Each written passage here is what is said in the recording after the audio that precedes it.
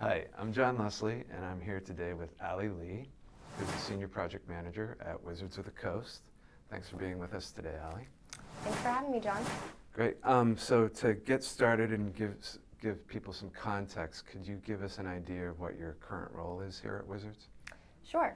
So I am a Senior Project Manager here at Wizards of the Coast. I work primarily in our marketing department. I work on a multitude of different marketing projects, esports, campaign marketing, product marketing, influencer marketing. I've dabbled in quite a bit. Excellent. And could you give us a couple of examples of projects that you've worked on while you've been here? Yeah, so the first project that I worked on was actually PAX West 2016. We took over the Paramount Theater here in Seattle, Washington. We did a world championship. We did a regional influencer event there, street fair. It was actually a really rad project to work on. First moment that I kind of dabbled in the gaming industry as well as events. Seems like a fun place to work. It's a lot of fun. Yeah.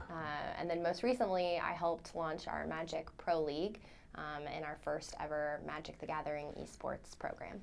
What are some of the biggest challenges with project management and maybe even project management specific to marketing? Yeah, I think project management in a lot of ways can be really rigid, and I think a lot of marketers don't respond super well to rigid process or even tools that have a lot of structure and less of a visual feel. So Microsoft Project was the first tool that I used here when I started working with our marketing department, and it was not super successful. No.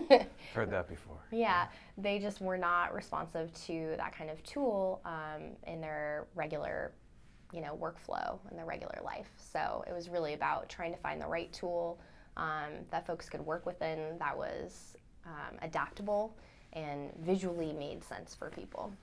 Yeah, so as a modern project manager, some would say an agile-minded project manager, what have been kind of your solutions to those challenges, both from maybe a process standpoint, methodology standpoint, and maybe even from a tools standpoint? Yeah, I think the stand-up and Scrum model has been really successful. Utilizing that model alongside Favro has been actually really impactful for our teams. Just the visual look and feel of Favro with cards moving in a workflow has been really helpful for people to visualize, okay, what are we starting with, what's in flight, and really just move quickly through those scrums. It's not something that we get bogged down with trying to look at some giant Excel spreadsheet with a lot of tasks. All right, so you mentioned Favro, and when did you start using Favro? We started using Favro about a year ago, and the primary focus for that tool at the time was our esports program. So I was basically looking for a tool that would help support our brand new team. We had a lot of different groups come together. We had a lot of objectives that we needed to achieve very quickly. And it was an exciting time. We were working on a brand new program, but we needed a tool that would help us be agile and help us pivot when we needed to. So we tested out Favro, and it was successful. And so right now we've been spending the last probably 4 months rolling that on into different teams and into different marketing spaces. And how would you say it's been received by the teams, by the individual contributors, the marketers, the people doing the work? Yeah, I think that overall it's been well received. For the folks who are process adverse, a little less so. But it's really about providing clarity on how this is going to be a useful tool and providing solutions that are easy to step into. So if it's about setting up a collection with a workflow that makes sense and already represents what people do, that's been more successful than saying, hi, here's a tool, please use it. Yeah, makes sense. So what do you think makes Favro uniquely adept at handling the modern marketing, modern project management, and more of like you say, you use Scrum, you're doing daily stand-ups.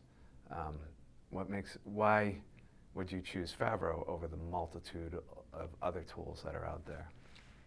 Simply put, it's adaptable. So the interface is really easy to understand. I think for most people who have worked in a project management tool before, they can jump in and really play around with it, figure out some of the functionality. You can scale it to be really top line or really granular. And the workflows for each of our teams are so vastly different that this tool allows us to really customize that. So we might have a design marketing team with a very specific workflow going super deep into asset development. But we also have other teams working on events, esports events, who use the tool in a very different way. Right. And you talk about configuring it for different ways of working, different teams. Wouldn't you agree the teams can actually configure it themselves? It's so intuitive Yes. in a lot of cases. Yeah, definitely. Yeah. I think that there is an appetite to find tools that are flexible and customizable, and that have an interface that visually makes sense. To provide kind of an analogy, a lot of people back in the day would use a whiteboard and would have kind of a Scrum whiteboard set up where you were moving like Post-its or notes kind of through the workflows. And Favro is almost like a visual representation of that. And I think for a lot of people who are very visually oriented, that tool really speaks to them. Yeah, it's not like looking at tickets in a list. You're actually seeing the workflow on this virtual board just like you would on a physical board. Yeah, exactly. So if it were to start to spread, because that's kind of the idea of a tool like Favro, that the more people are using it, the better you can collaborate across departments, maybe even up through management to leadership. Where do you think the next team, or what other teams do you think could benefit from using the tool? I think that there are a lot of teams related to like trade marketing and sales that potentially could be interested in using that tool. It could be something that our publishing team could use. We all currently use different tools that work within our own spaces, and I think that's actually been very beneficial for a lot of Wizards folks to be able to just find the tool that works for their team and be able to execute on what they're doing within that space. That's good. So there's flexibility there. Yeah. But ideally, you kind of want to have everybody using at least similar tools or integrated tools so that you have that single source of truth throughout the organization. I think there's a lot of benefit to that as well. Yeah. So, especially within our marketing team, and that's kind of what we're exploring right now in our digital marketing org, is how can we work together to use a tool that provides clarity for all the folks who are working cross-functionally on an effort. When you're looking at large-scale marketing projects or campaigns or events, a lot of times you have many different stakeholders contributing. So. Right. Utilizing one tool in that space has a lot of benefit. True. Okay, good. So shifting gears just a bit, in your time at Wizards, how do you feel that things have changed as far as tabletop games, collectible card games? How have you seen that business change over your years here? Quite a bit. So in the last 4 years, I've watched Wizards step into the digital game space, which has been incredibly exciting. Yeah. I helped support the launch of our first ever esports Magic Pro League. I think that in the last 4 years, I've seen major shifts here at Wizards. We have done a ton of product launches. We've done a lot of partnerships with other gaming companies, working with Twitch. It's been really exciting. Yeah, I can imagine. I mean, just to see that evolution from board games and physical to the digital, and then adding on the esports layer on top of it, it's just a good place to be. Yeah. Yeah. For sure. So that being the case, from a project management, from a process perspective, how do you feel like you've had to change the way you work, the way the teams work, in order to adapt to these new markets, these new business models? Yeah, absolutely. I think, as I said earlier, I started working in Microsoft Project, and that was just not really successful tool for the marketing org.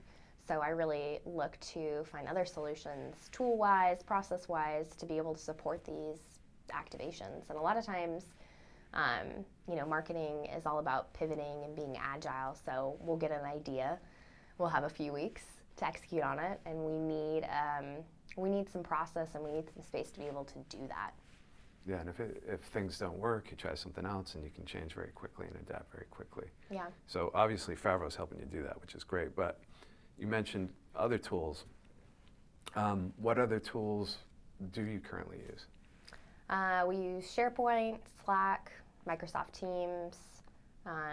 We've used JIRA and Confluence. We have quite a few tools that we use here.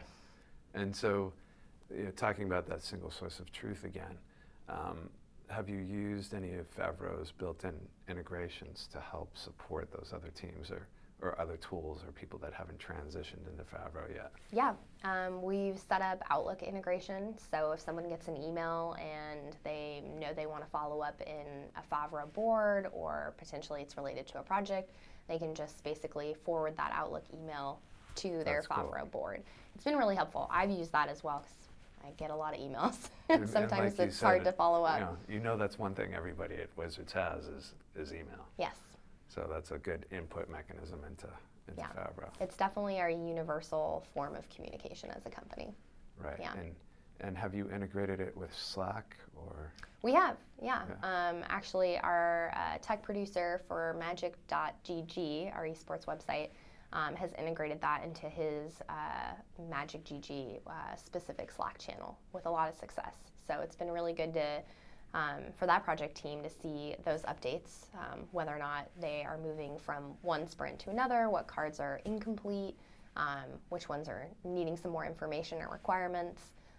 We have our outside vendors in that channel as well. Oh, nice. So we're working alongside them. Yeah. So it's been really great for collaboration, for visibility, and just for brings communication. Everybody closer together. Yeah. Yeah, even for externals, as you said, yeah, which is excellent. Yeah. So I know you have limited time, and thanks again for taking the time to do this. So getting towards the end of our conversation, what would you say, and I know it might be hard to boil it down to three things, but what would you say are your three favorite features, capabilities, unique differentiators of Favro? Yeah, my three favorite features of Favro. That's a hard one because there's a lot. I really like the timeline view. I think that's really great for roadmap planning, milestone planning as well. Like I said, marketing humans are very visually oriented, so it's nice to have that feature within that tool. I also really love the backlog functionality. I think that has been really successful in terms of managing intake of work and how we're assigning that work. And it scales, which is really nice. Lastly, I think the integration functionality and just being able to use Favro alongside other tools that people use in the company. Right now we're exploring how best to integrate that with JIRA, with teams who are working within JIRA. And I think it's nice that there's flexibility there to be able to ask people to integrate rather than to pivot into a brand new tool. Right, it can ease the transition, or maybe they don't ever transition. Yeah. But at least acknowledging the fact that there are other people who work with other tools and embracing that and allowing for that. Yeah, well that's great. Those are a good top three. Okay, final question. So for the people listening in today, watching this today, what would be, because you have a lot of experience, what would be your advice to people who want to get into project management, who want to get into marketing, working with creatives, maybe working at Wizards of the Coast? What would be kind of some words of wisdom or advice that you'd like to give? Yeah, I think it's really important to focus on your communication skills as a project manager or a producer. A lot of people focus heavily on their tool skills or taking formal PMP courses, which there's a lot of benefit to those programs and a lot of benefit to that space. But understanding how to communicate with people, how to connect with them, how to build trust When you're working in an innovative space, when you're doing something that's never been done before, you need to be able to connect with your stakeholders and communicate with them well. If you are working in change management, you need to have that trust built up with your stakeholders, and just being able to really level with people in that space. If you are an operations human, that's really important. Another point that I really like, as much as certifications and continuous learning, I feel that's important. You can go overboard with it, right? And you can become, I don't know if you agree with me, but I feel like sometimes you can become overly dogmatic, right? I have this certification, now everything's going to be this. You know, everything's going to be hardcore Scrum, or everything's going to be hardcore Kanban, and you need to be flexible. I mean, you need to be agile in the way you work as a project manager or as a coach or whatever it is you're doing working with teams. Yeah, definitely. I think what I've learned in the last 4 years of being here at Wizards is being open to feedback. And I ask often, is this working? How is it working? How is this not working? So I can better understand what my team needs, or what my boss or my executives need to see. You know, I think what's interesting in Favro, and you and I have been working on this, is how do we roll up all the way to the portfolio level? Yeah. How do we create custom reports that allow us to really quickly automate that information and share that upwards to our leadership group? So we really don't have to do extra legwork to communicate those updates. Yeah, I mean, it's good you say that, because those roll-ups, the visibility upwards, across, downwards even, that's all real time. You know, it could be real-time dashboards, it could be real-time reports, and it's good that you called that out. Yeah. Okay, well, anyway, thank you very much, Allie. It's been a pleasure. John. And cheers.